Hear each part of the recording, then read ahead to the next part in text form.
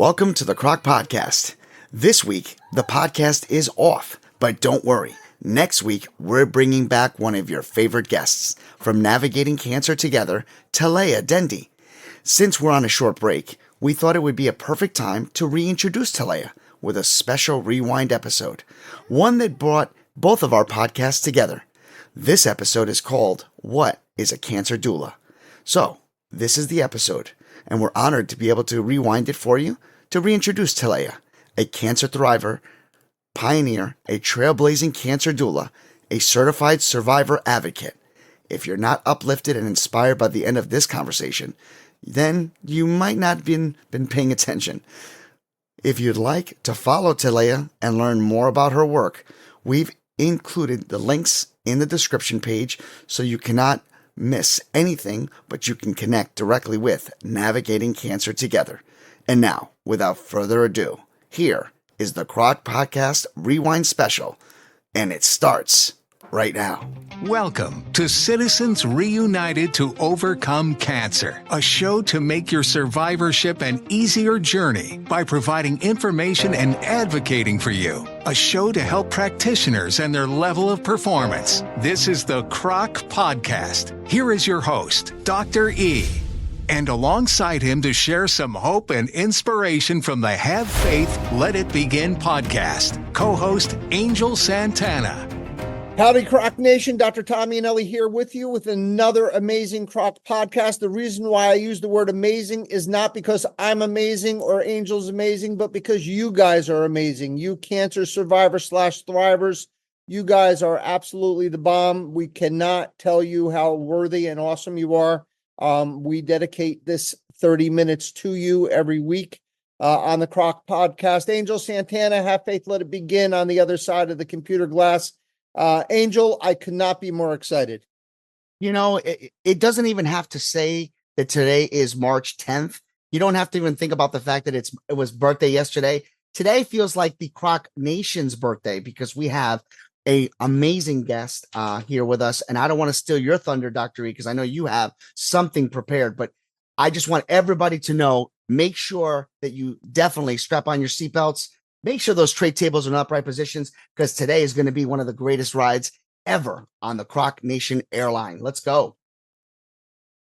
Angel, you're not just whistling Dixie. I'll tell you that. Today is going to be fantastic. And the reason why is that you and I were sort of talking offline and we were saying, you know, we haven't had a guest on in a while and we're getting a bit stale and we need to have a guest. So, you know, I'm thinking we're going to get Len on in a couple of weeks, our old dear friend from University of Texas and blah, blah, blah, blah, blah. And I say to myself, we need some new blood on this podcast. We need something that's going to really give us some, pizzazz. We need to really get the fireworks going. And I'm walking through the clinic and I see this journal called Cancer Health.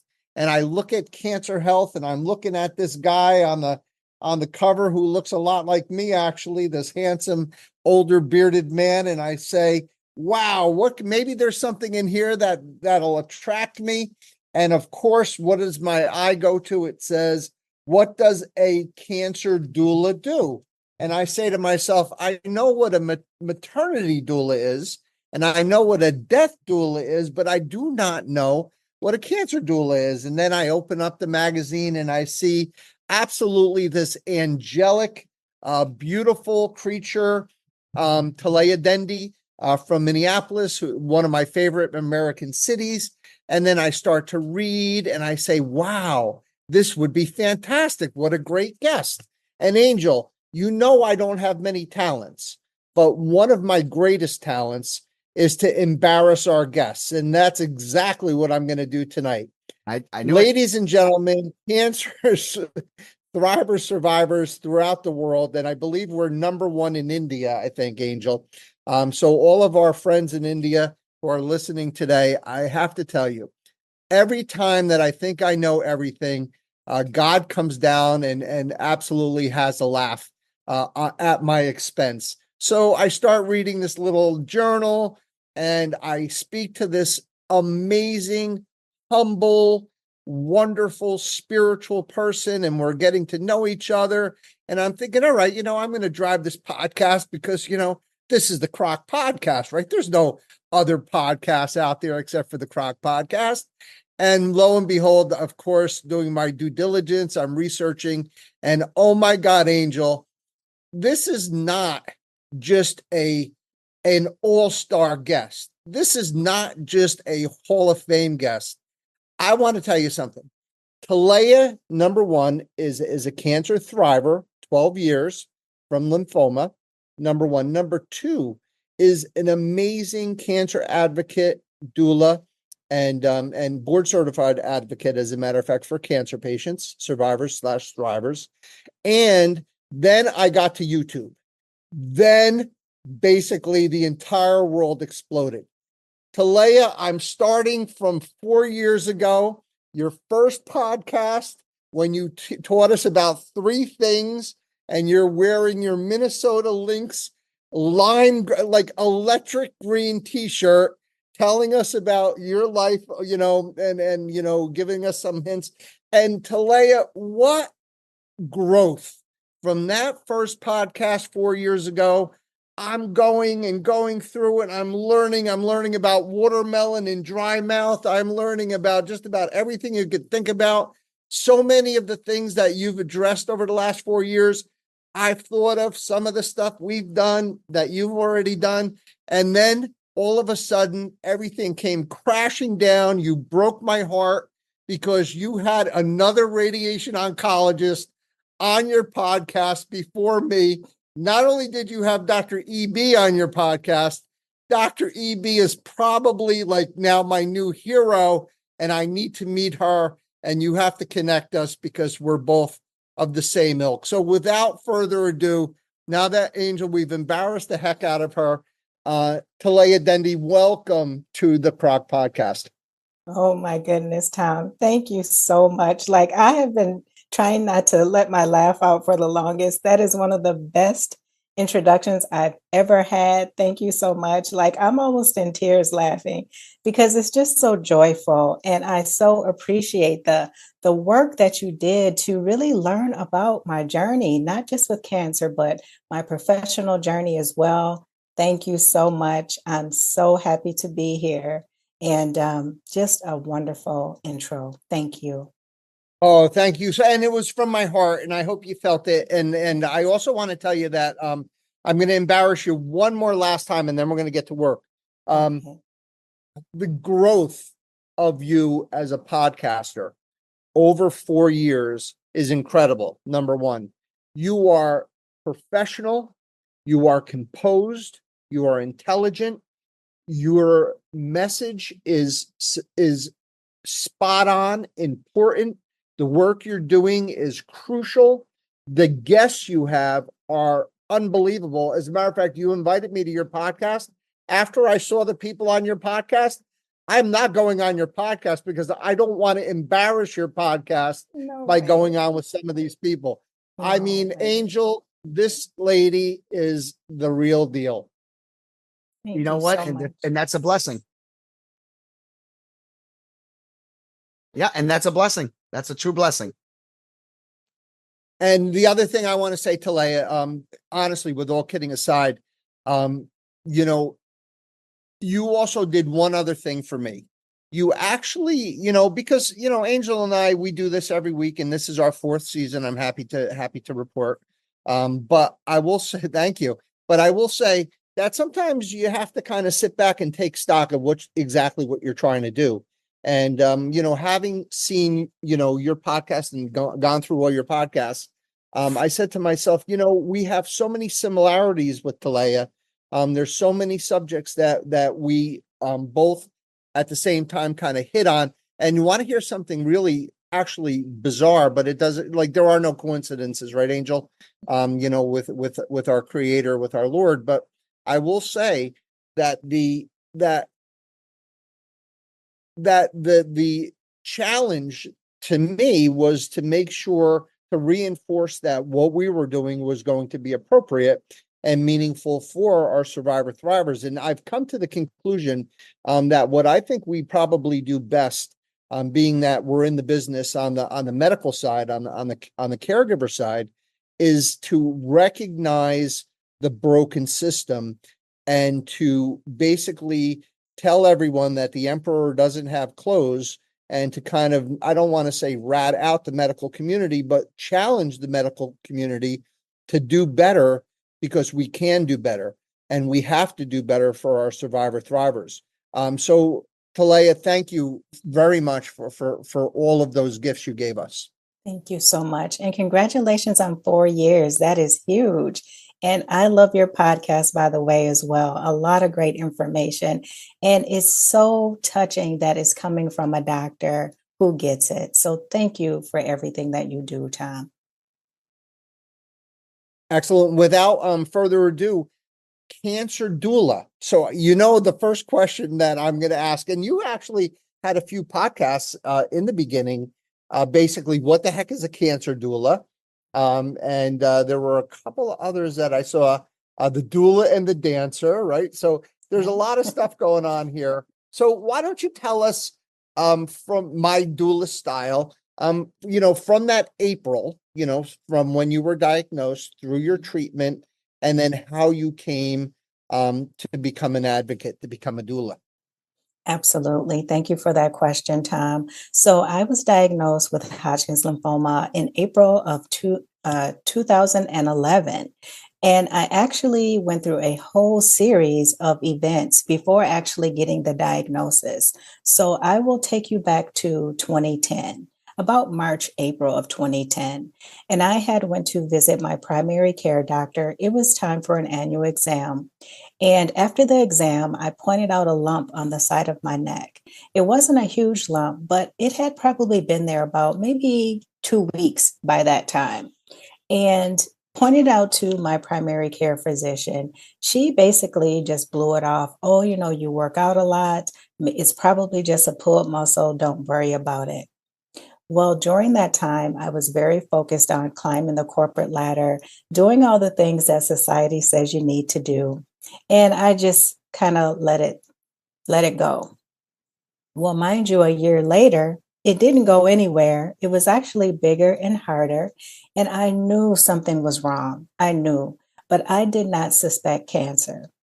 And so, I was telling my mom about it. I said, I'm really concerned. I don't know what's going on, but this lump, I've had it there for a while, about a year. And I said, my doctor just really did not seem to be too concerned. She didn't look at it. She didn't ask any questions. And so my mom suggested that I go to a different doctor. So I went to this new doctor. It was a year later, so time for another physical exam, did the exam. And again, I pointed it out to this new doctor. Her response was a total 360.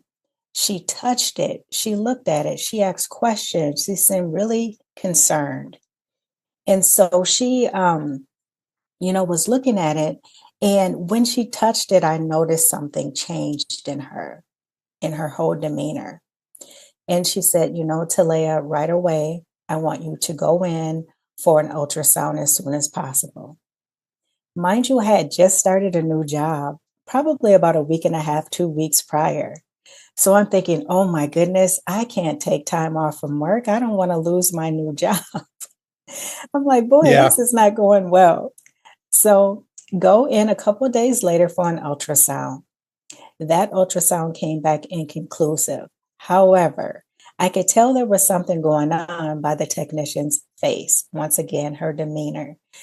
And I said, is there anything that you can tell me? And she said, honey, the doctor's going to reach out to you with more information. I really don't have anything to share.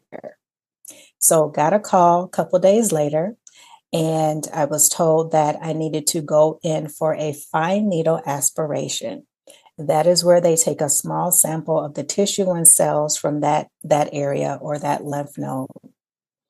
Unfortunately, that came back inconclusive because they did not get a big enough sample size. So here we go again.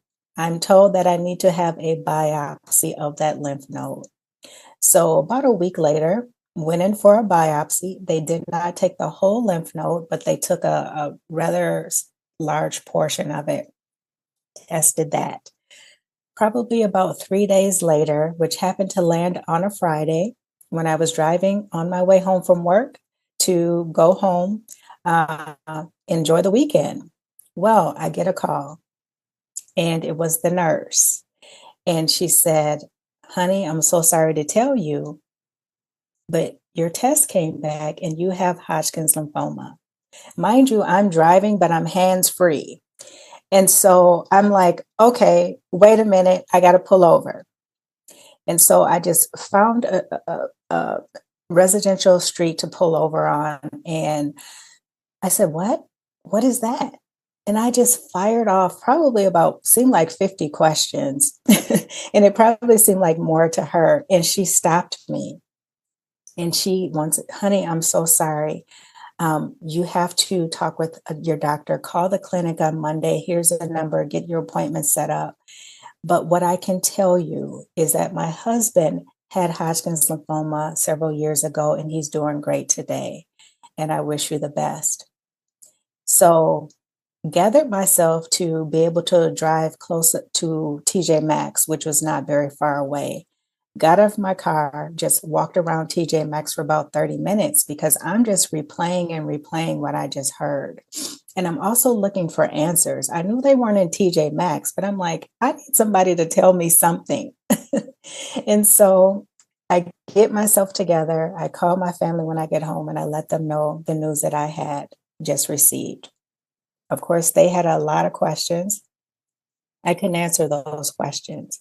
And so I explained to them that, I'm sorry, you have a lot of questions. So do I. I don't have any answers for you. But what I need for you to do for me is just give me a little space this weekend and let me just really think about what I just learned. And thankfully, they did that. So I took the weekend to pray. I cried. I was angry. I think I went through every emotion possible during that weekend. But it's one of the best things that I could have done because it allowed me to release all of those things, all of that negative, heavy energy, all of that fear. And it allowed me to take action that Monday morning and call and get connected with the oncologist and start getting appointments lined up. And so my cancer journey, thankfully, I was blessed with a wonderful oncologist, someone who really respected me, seen me as a partner, heard everything that I had to say, answered every question. However, there were still a lot of gaps in my care. And by that, I mean, there was no one to talk to who had been through something similar. There was no one that I could go to say, hey, what was it like for you when you had Hodgkin's lymphoma? What can I expect when I go to my first chemotherapy infusion? What is it like to prepare for radiation? What are some of the side effects that you experience? There was no one. And so I actually went to a support group. Unfortunately, that did not work for me. I was the youngest person there. I was the only Black person there. And everyone there was so negative. But I had decided already when I got the news that I was going to do whatever I needed to do to live. And so my cells, my immune system, my body, we were all in agreement. They're yelling like, get us out of here. And so I exited about 15 minutes after being there. And I said, wow, it just doesn't seem like there's anyone that gets what I'm going through. And so instead of just, feeling pity and frustration, I started researching and learning about how can I help myself. And so I started learning about mind-body connection, different modalities like meditation. I was already journaling, but learning how to really utilize that to get in tune with my emotions. I continue to exercise and do all these things. I continue to learn about the type of cancer. Once I got through treatment and everything, and a few years after my diagnosis and treatment, there was this calling. And I had already knew because before cancer, I wasn't that happy in corporate America, but I was doing what society says I was supposed to do. Go to college, get a great job, earn a great living. But there was always something that was like, this is not it. There has to be more. And that didn't go away. It actually intensified after my experience with cancer. And so I really listened and I tapped into it. And I knew that I was a helper. I always knew that I was a teacher. I actually wanted to be a teacher when I was a child. And so I just was like, other people must be experiencing what I experienced. And I just thought about it. And I said, first, I started off and I said, well, maybe I should look into cancer coaching or supporting people with cancer. I didn't really care for the word coach because it was everywhere, coach this, coach that. And it really didn't carry the weight of what I really wanted to do for the people that one day I would be supporting. And so I just started researching other supportive words like doula. And I came across birth doula. And I said, let me just really dissect that. And I dissected the word doula, and in its simplest form, it means someone who supports another person through a major life change or significant health related experience. Major life change, significant health related experience. Yep, that's definitely cancer for you. And so I said, that's what I'm gonna say. Cancer doula. No one knows what the heck it is, but I'm gonna say it and I'm gonna educate people on it. And I like to make this reference. A birth doula is someone who supports a birth doula is the beginning of life. They help bring life into the world. Death doula, end of life, they help people transition. And as a cancer doula, I work with my clients to focus on the present, to help them face this thing called cancer in front of them and get on the other side of it because, they get to choose what kind of life they want to live. Now more than ever, when you get that diagnosis, it's time to focus on why. What are your reasons for wanting to Oh, live? absolutely. I want to kind of put a little bookmark there and go a little backwards before we go forwards. So Angel, that story, profound, really, puts a hole in my heart because I have to be honest with you. We have to continue what we're doing because there were so many things that were done incorrectly, and I'll explain. So from the medical side, so from the caregiver side, I am appalled that the culture continues and remains just to be a good doctor, just to be a good nurse, just to make sure that Talaya gets the proper treatment and gets cured from their cancer. Like that's your job, right? That's it. The answer to that is no, that's not your job. That's part of your job. Actually, I won't say a small part of your job, but that's only a portion of your job. Your job is to recognize that you're not a 9 to 5 punch a clock kind of person if you want to be an oncologist. If you want to be a cancer survivor slash thriver, caregiver, then that mentality has to go out the window. You cannot give a survivor thriver a diagnosis of cancer on a Friday night when they're driving home from work without any support. You can say, Talaya, you need to come in tomorrow. Your doctor's going to meet you in the clinic. They might be wearing tennis shoes, but they'll be there and they're going to go through, what Hodgkin's is. And they're going to tell you that they're going to take care of you. They're going to tell you how they're going to take care of you.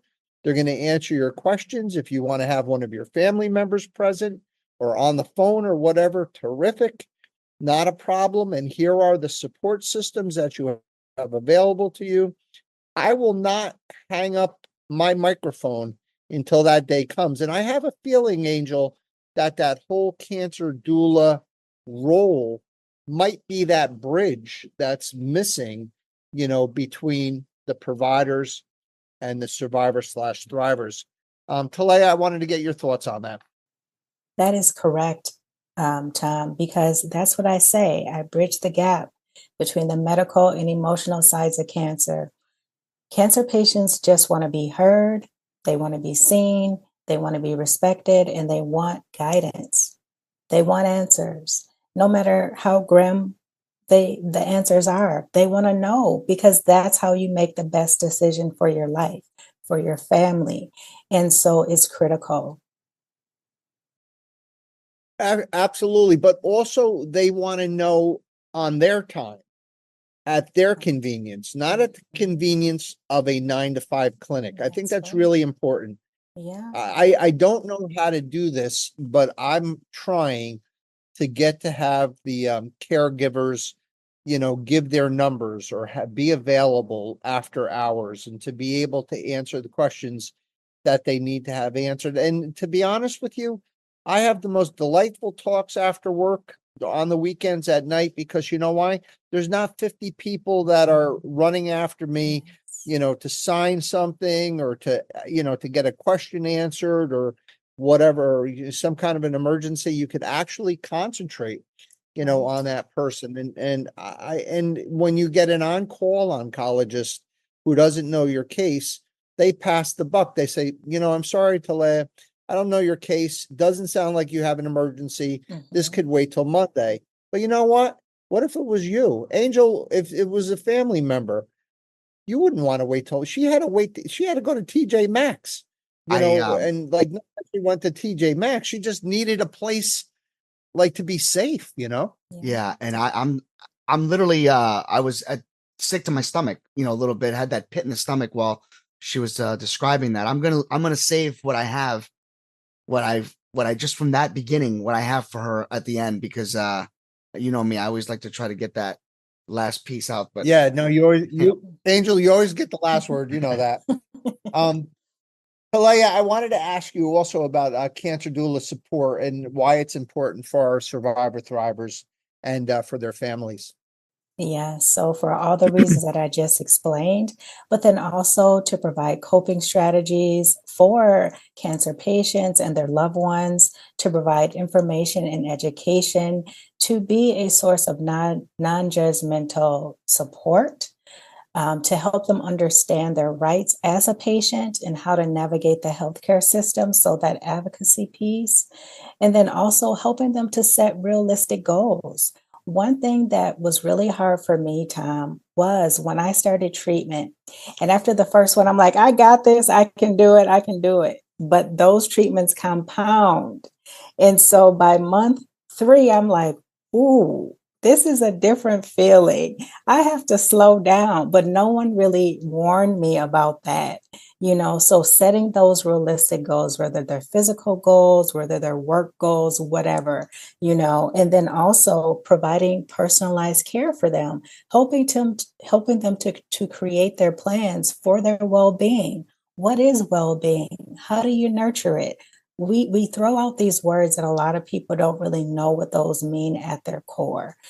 And then also helping them to communicate with the healthcare system and their providers, helping them to make informed decisions and gather that information, credible information that they need to make those decisions. And then also, helping them to maintain hope and optimism. Of course, there's going to be those tough days, those bad days where you just don't feel so positive. And that's perfectly fine. No one is ever positive all the time. The goal is to not get stuck there. It's to work your way through those emotions and really learn how to tap into your body. What is your body telling you? So understanding that mind body connection, not pushing yourself, to do and be all these things when your body's saying, I need rest. It's okay.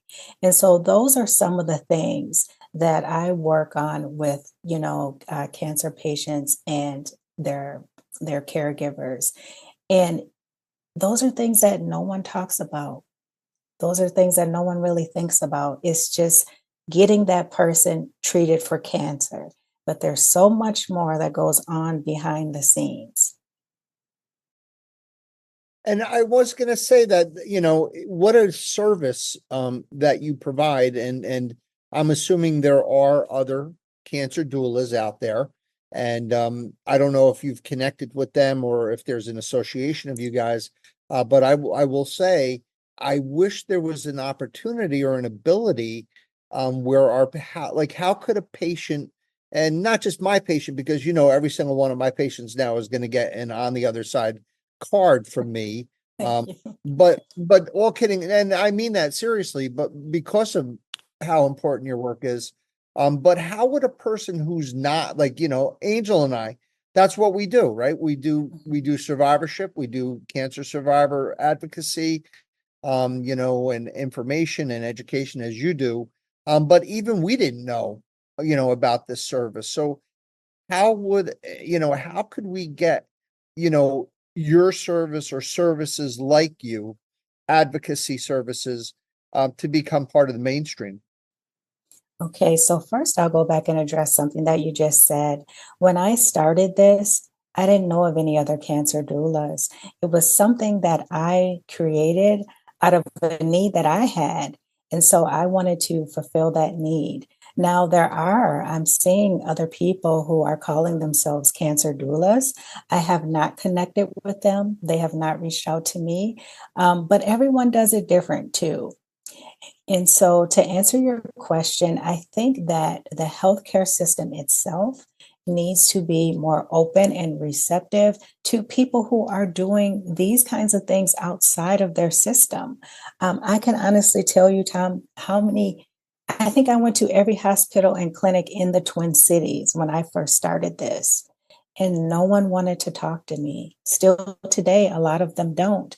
Mayo Clinic is not that far away, and I have knocked on their door numerous times, and I'm not part of their system. So I think that having an open mind and not being so just focused on the system piece, it needs to be focused on the holistic care piece, caring for what's best for the patient piece. Um, as you know, there's just a lot of red tape. And I was told that, you know, we have to be careful of what we let people come in and say and do and all those things. And I get that. But I think just being more open minded, because things are changing. People are waking up and they're understanding that it's not just about treating the cancer. Patients want more than the standard, you know, cancer treatment. Here's a brochure. Go down the hall and talk to your social worker if there happens to be one. And so, just being open minded and really, really wanting what's best for the patient and focusing on that coordinated care. Oh my God, absolutely. And I'm gonna intertwine a personal story to support, you know, your frustration. Angel, you don't even know the story. So the Croc podcast is just one small tip of the iceberg. So, you know, Croc stands for Citizens Reunited to Overcome Cancer. And quite frankly, this is our 25th year of advocacy. So in 1999, when we started, when I had hair and my hair actually had color, um, um, there was nothing out there. It was just tumbleweeds. And I put together, you know, based on an observation, like your first podcast on the three, you know, three things, the three important things. Mine was the waiting room, and what I did was I noticed the power between survivors. So in the waiting room, how people from different walks of life, completely different. As a matter of fact, these two women couldn't be any more different. You know, established a friendship, and then, you know, they finished on the last day. I took them out to lunch, and just observing them, the power between those two survivor thrivers is what began this organization, this advocacy for survivor slash thrivers. And I remember getting to the point within our first 10 years, when we were doing monthly meetings, and we would go to and this is before social media, before anything, and we went to a local restaurant.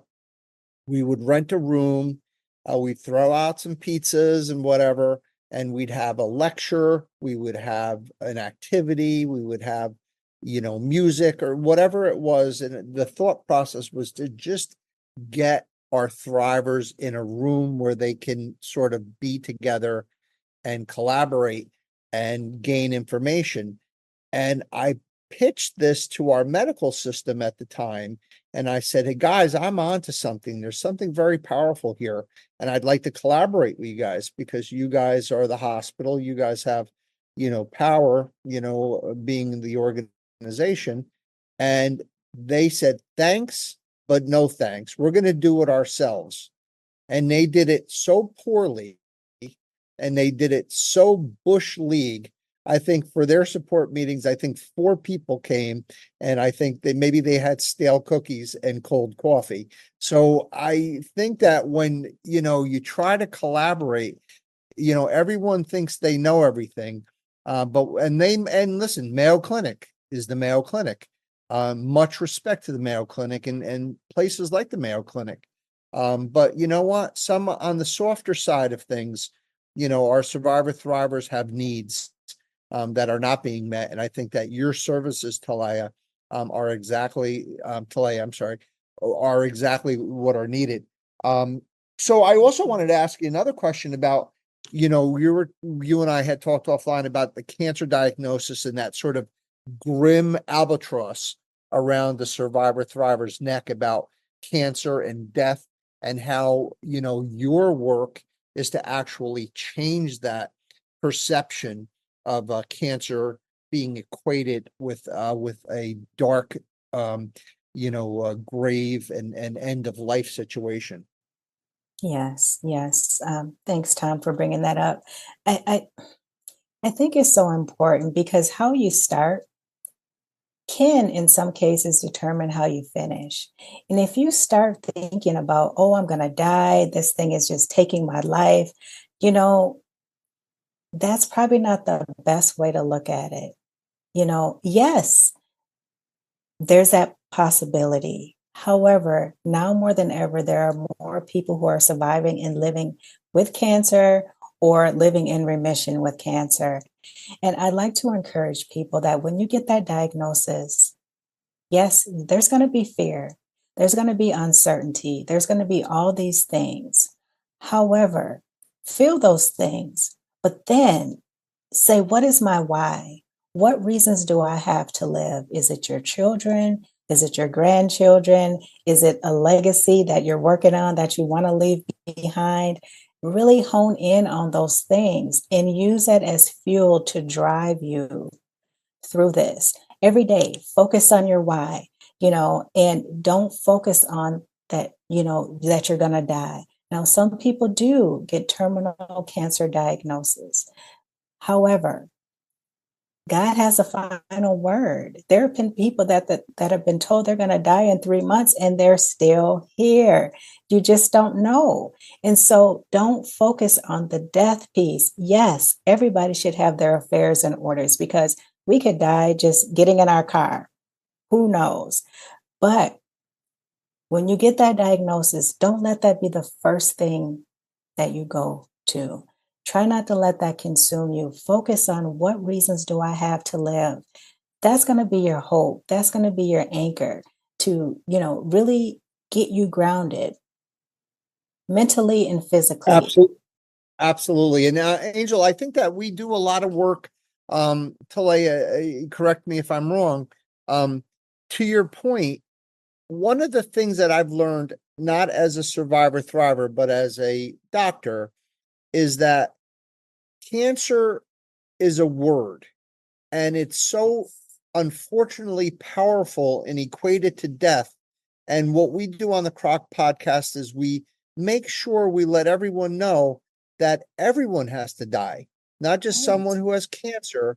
And there are so many people who don't realize that the people that I want to say that they're maybe jealous of, this person doesn't, most of these people will die before they die.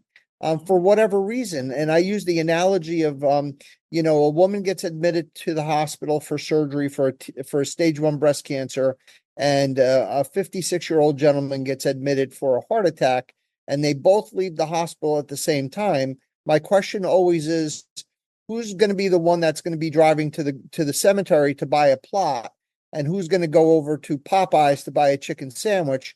And the answer is that the guy who just had the heart attack has a statistically significantly higher risk of dying first, as opposed to the 50-year-old woman with breast cancer. But it's the breast cancer survivor that goes to the cemetery plot, and it's the heart attack victim that goes to Popeyes for the chicken sandwich. So it's really, really important. The words you say are so true that we have to kind of take that culture of death out of the cancer, you know, this whole, our whole, I guess, The sphere of it, schema. yeah. Oh, right, the whole schema of cancer, and we have to change it. And thank you for saying that. I also am a big believer in survivorship plans, and we do a lot of them in our clinic. And I specialize actually in thyroid cancer, believe it or not. So I do a lot of thyroid cancer survivorship planning. But tell me, as far as from the doula side, about your cancer survivorship planning. Yeah, so for me, thankfully in 2011, my oncologist gave me a survivorship care plan. And over the years, I've learned that today in 2024, many people still don't know what that is. Many people don't know to ask for one. And a lot of hospitals and clinics or oncology or cancer centers, not everyone is giving those to patients. And what I've also learned is that if a patient happens to be older, let's just say 60 up, 60 plus, they're less likely to get a survivorship care plan because the thought is, well, how much longer are they going to live anyway? Well, that's not right. A survivorship care plan is so important because the thriver, the survivor, they need to know what's next. What appointments do I need to stay on top of? How frequently? What are some things not related to cancer that I need to be aware of because of the treatment that I've received? So, for example, I need to make sure I pay attention to my heart. I need to make sure that I, maintain a healthy weight. There's so many things that I need to make sure that I do as someone who has received cancer treatment. And to me, that helps the survivor thriver to really take charge of their health after the treatment's done. But it's also a way to hold the healthcare system accountable and say, hey, these are things that I need to have done. I may not be exactly sure who to talk to, but who can I go to for this test or to check this? This is what this is telling me to do 3 years out from my treatment. And so I found, and even for me, just having this as a reference, it's not an end all be all. It doesn't have everything, but it's a guide. Because a lot of times, as you know, Tom, when the treatment stops, everything's quiet and no one's around. And so you're trying to figure out, well, what am I supposed to be doing now? I was seeing doctors like once a week, once every 2 weeks. Now I don't know what to do. And so this plan can serve as a guide. And again, it's not the answer to everything, but it gives the survivor thriver some sense of direction and things they need to look out for in terms of their health. Which is a great segue to for me to talk a little bit about on the other side. So on the other side, that is your creation, as is actually the model of a cancer doula. Having a pioneer, on our podcast, yet another prideful moment for us to thank you for that. But on the other side, I'm assuming, meaning after your diagnosis, after your treatment, into your survivorship, again, back to my observation where the tumbleweeds and there's nothing there for you or whatever. So tell us a little bit about on the other side, how you came up with it, how you implemented it, etc. Absolutely. Thank you for that question. So, Tom, as we discussed, people typically associate on the other side with death, and that's what they associate cancer with. But I'm flipping the script and I'm saying on the other side of cancer, there's life. My website is on the other side.life, on the other side.life. That means that yes, when you get through your cancer treatment, you're on your journey. There's life on the other side of cancer, and you get to decide what that life looks like while you are taking care of yourself and healing. That's the time to focus on the quality of life that you want. Because guess what? You deserve that, especially since you've gone through such a tough time with cancer on your cancer journey. why not focus on creating the quality of life that you desire? And so, on the other side, again, means on the other side of cancer, there is life. It's not over. Beautiful. And did that now this is about is it 4 years on the other side or even further back than that? Yes. You know, Tom, I actually started it on paper, believe it or not. I had gotten my LLC and everything registered while I was still in corporate America in 2017. And I just kind of put it on the shelf, was just thinking, jotting things down here and there. Because again, I was still focused on corporate. And at the end of 2018, I had said, I completed my coaching certification. It's time for an exit. And so put together a plan to exit corporate America. I left right before the holidays, 2018, November 2018, regrouped, did some more planning in 2019. I just went full fledged. And that's when I started visiting the hospitals and clinics trying to promote. And I've just been building since then. Beautiful. And what growth. I mean, again, what a beautiful moment now for me to tell everyone about your podcast, about On the Other Side. So what looks to me, and again, you could correct me, as sort of experimenting, small little snippets, some advice and things like that. And then like to go full bore. I mean, we're talking about like high quality, like really professional and important things with amazing guests. You could see it build. It's almost like a beautiful piece of classical music that starts very slowly and then it sort of builds and builds and builds and then crescendos.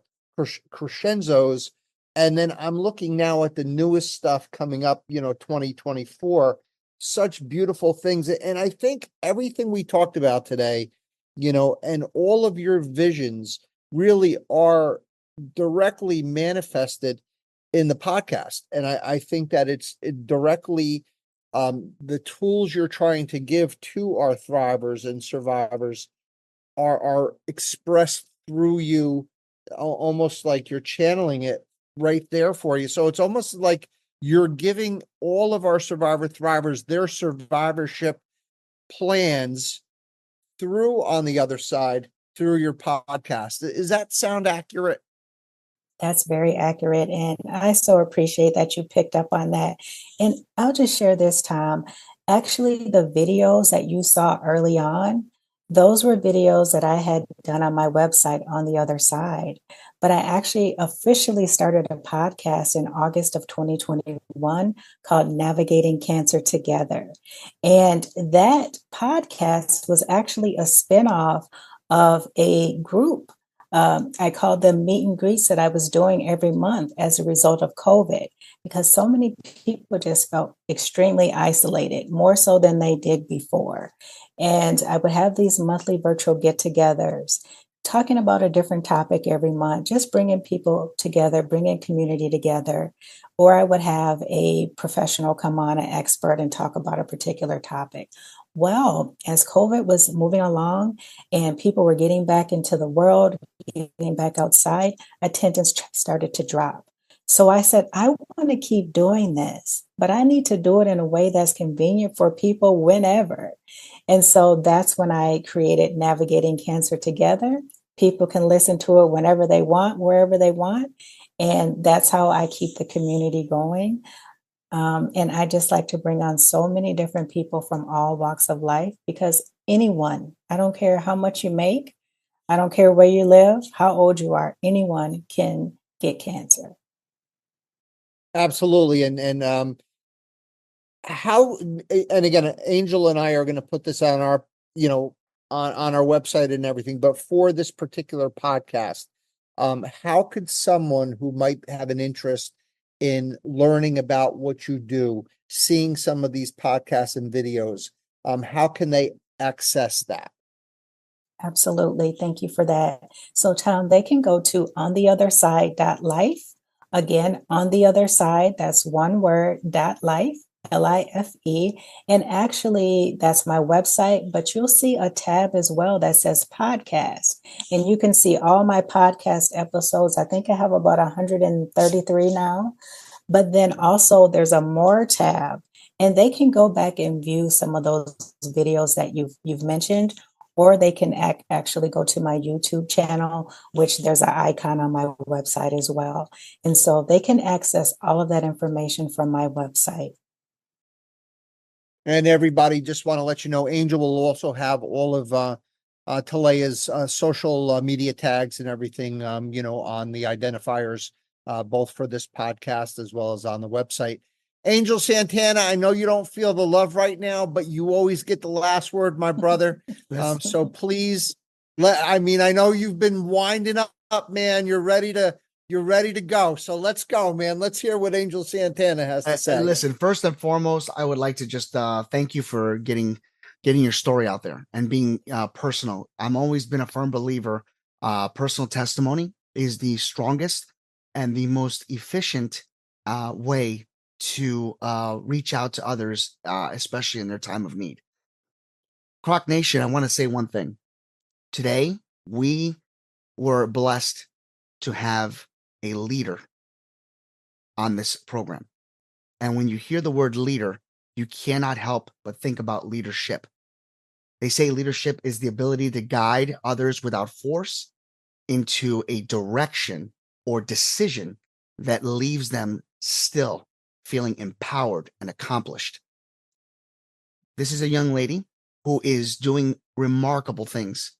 She is doing the work that I would like to point out that, in her words, after prayer, after struggle, after battling storms, she dusted herself off. She helped others while she needed help on her own. The Bible has said, ask and it'll be given to you. Seek and you will find. Knock and the door will be open to you. Her door that she has opened is allowing others the ability to seek the answers that they well deserved. I want to thank you for doing that. And I know there is a plan for you, and that plan has endless amounts of paths to righteousness. Thank you so much, Angel, for your kind words. And I received that. Thank you so much. Angel, there are no words I can add to that, as far as my gratitude, as far as my admiration, as far as my devotion to Talaya and what she's doing. And I can tell you right now that now that we know where she lives, we will be stalking her and we will get her back on this podcast. And Angel, I would like you to even consider stalking her to get her on Have Faith, Let It Begin on your podcast, which is a wonderful daily commuter podcast of inspiration and spirituality. I think she'd be a great fit. So we're going to end this podcast the way we end every podcast. First, we'll start with a little pep talk. So you guys out there, you've just been diagnosed, just been given that phone call. You're driving home Friday night, you've got cancer, call the doctor on Monday. What do you do? How do you feel? Those feelings are just overwhelming and overpowering. You feel that you're going to die. You feel that you're alone. You feel completely terrified. You feel completely overwhelmed. You're in complete despair. Believe me when I tell you, you have the strength of Talaya within you, within your spirit, and within your survivor's soul. There is a person, there is a soul that is going to, as Angel said, pick themselves up, pick you up, dust you off, and get you through until you're on the other side. And then when you're on the other side, I'm going to challenge you as the survivor thriver to be a leader, to take your experiences Talaya did, and please try to give back all of the blessings you've received. And I believe that the examples of people like Talaya are the stories that will empower you through your survivorship. I'm going to end as I end each podcast, wishing everyone out there a long, healthy, happy, and cancer-free life. God bless you. God be with you. Peace.